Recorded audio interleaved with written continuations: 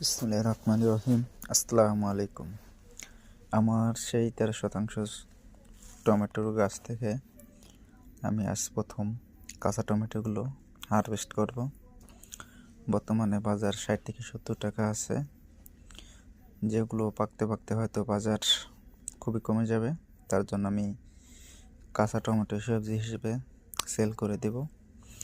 এবং মাশাআল্লাহ আমার গাছগুলোতে মোটামুটি আলহামদুলিল্লাহ অনেক সুন্দর ফল ধরেছে।